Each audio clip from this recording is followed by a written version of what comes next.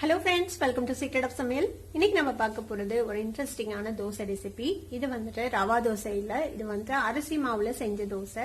வேற எதுவுமே நமக்கு தேவையில்லை, வெறும் அரிசி மாவு இருந்தா போதும். இந்த செம கிறிஸ்பியான தோசை வந்துட்டு ரெடி ஆயிடும். பாத்தீங்கன்னாலே தெரியும் எவ்வளவு கிறிஸ்பியா இருக்குதுன்ட்டு. வீடியோக்குள்ள போறதுக்கு முன்னாடி நீங்க என்னோட சேனலுக்கு இப்பதான் முதல் முறையா வரீங்கன்னா வீடியோ கீழே இருக்க சப்ஸ்கிரைப் பட்டனை மறக்காம பிரஸ் பண்ணிக்கோங்க. பக்கத்துல இருக்க நோட்டிபிகேஷன் பெல்லையும் மறக்காம கிளிக் பண்ணிக்கோங்க. அப்பதான் என்னோட ஃபியூச்சர் நோட்டிபிகேஷன்ஸ் உங்களுக்கு உடனே வந்து சேரும். சரி வாங்க, இப்ப டிலே பண்ணாம இந்த சூப்பரான அரிசி மாவு தோசை எப்படி செய்யலாம்னு பார்க்கலாம். மிக்சிங் பவுல் எடுத்துக்கோங்க. இதுல வந்துட்டு 1 கப் அளவுக்கு அரிசி மாவு சேர்த்திக்கலாம். இது கூடவே கொஞ்சமா ஃபைன் சாப் பண்ண வெங்காயம் எடுத்திருக்கேன், கொஞ்சமா கொத்தமல்லி தலை, கொஞ்சமா கருவேப்பிலை, 1 டீஸ்பூன் சீரகம், ஒரு 1/2 டீஸ்பூன் அளவுக்கு மிளகு தட்டி வச்சிருக்கேன், ஒரு பச்சை மிளகாய், கொஞ்சமா இஞ்சி, அதையும் இந்த மாதிரி ஃபைனா சாப் பண்ணி வச்சுக்கோங்க. இது எல்லாத்தையும் இந்த மாவுல சேர்த்திக்கலாம். உப்பு தேவையான அளவுக்கு சேர்த்திக்கலாம்.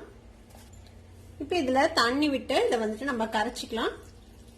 1 கப் அளவுக்கு தண்ணி விடுறேன். இதுல கொஞ்சம் தண்ணியா மிக்ஸ் பண்ணிக்கணும். கிட்டத்தட்ட ஒரு ரவா தோசை மாவு பக்குவத்துக்கு இதை வந்துட்டு மிக்ஸ் பண்ணிக்கணும். கட்டி இல்லாம நல்லா மிக்ஸ் பண்ணி விட்டுலாம். இப்போ இன்னும் ஒரு கப் தண்ணி விட்டுக்கலாம். இன்னும் ரொம்ப கெட்டியா இருக்கு பாருங்க. இப்போ இன்னும் 1 கப் அளவுக்கு நம்ம தண்ணி சேர்த்திக்கலாம். இந்த அளவுக்கு தண்ணியா கரைச்சி வச்சுக்கணும். நம்ம கிட்டத்தட்ட ஒரு 3 கப் தண்ணி சேர்த்திருக்கோம் 1 கப் மாவுக்கு. இந்த அளவுக்கு கன்சிஸ்டன்சில இது வந்துட்டு கரைச்சி வச்சுக்கோங்க. ஒரு தோசை தவா அடுப்புல வச்சிருக்கேன். முடிஞ்ச அளவுக்கு நான்ஸ்டிக் தவா யூஸ் பண்ணுங்க, அதுல வந்துட்டு நல்லா வரும். இரும்பு கல்லும் நீங்க யூஸ் பண்ணலாம், கொஞ்சம் பிளாட்டான கல்லா யூஸ் பண்ணீங்கன்னா அதுலயும் நல்லா வரும். இந்த எண்ணெய் வந்துட்டு நல்லா ஸ்ப்ரெட் பண்ணி விட்டுடலாம். இந்த கல்லுல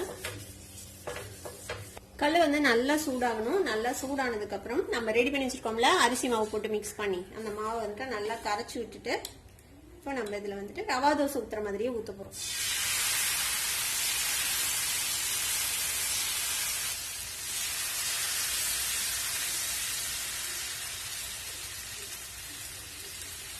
கொஞ்சமா எண்ணெய் விட்டுக்கலாம்.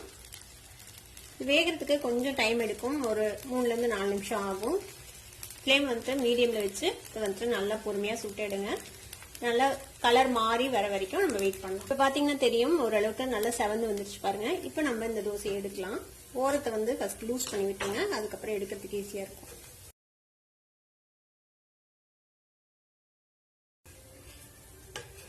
முடிஞ்ச அளவுக்கு நான்ஸ்டிக் கல் யூஸ் பண்ணுங்க, அதுதான் உங்களுக்கு வந்துட்டு எடுக்கிறதுக்கு ஈஸியா இருக்கும். சம்டைம்ஸ் நம்ம நார்மல் அயன் தவால வந்துட்டு ஒட்டிக்கிறதுக்கு வாய்ப்பு இருக்குது. பாருங்க செம்ம கிறிஸ்பியா. இது வந்து ரவா தோசை விடவே நல்ல கிறிஸ்பியா வரும். சூப்பரா இருக்குல்ல பார்க்கவே. இந்த மாதிரி சூப்பரா நம்மளோட அரிசி மாவுல தோசை சூப்பரா ரெடி ஆயிடுச்சு. இதே மாதிரியே எல்லா தோசையும் சுட்டு எடுக்க வேண்டியதுதான். நம்மளோட கிறிஸ்பியான அரிசி மாவு தோசை இன்ஸ்டன்டா ரெடி ஆயிடுச்சு. இதுக்கு வந்துட்டு ஏதாவது ஒரு ஸ்பைசியான சட்னியோட சர்வ் பண்ணீங்கன்னா ரொம்பவே நல்லா இருக்கும். கெட்டி சட்னி, இந்த மாதிரி தண்ணி சட்னி, இல்ல ஏதாவது கார சட்னி, அந்த மாதிரி எது வேணுமோ நீங்க வந்துட்டு சர்வ் பண்ணலாம். கண்டிப்பா ட்ரை பண்ணி பாருங்க. ட்ரை பண்ணி பார்த்துட்டு எப்படி இருந்தது அப்படின்னு கமெண்ட்ஸ்ல ஃபீட்பேக் கொடுங்க. இந்த வீடியோ உங்களுக்கு பிடிச்சிருந்ததுன்னா சப்ஸ்கிரைப் பண்ணுங்க, பக்கத்துல இருக்க பெல் ஐகானை கிளிக் பண்ணுங்க. அப்பதான் ஃபியூச்சர் நோட்டிபிகேஷன்ஸ் உங்களுக்கு உடனே வந்து சேரும்.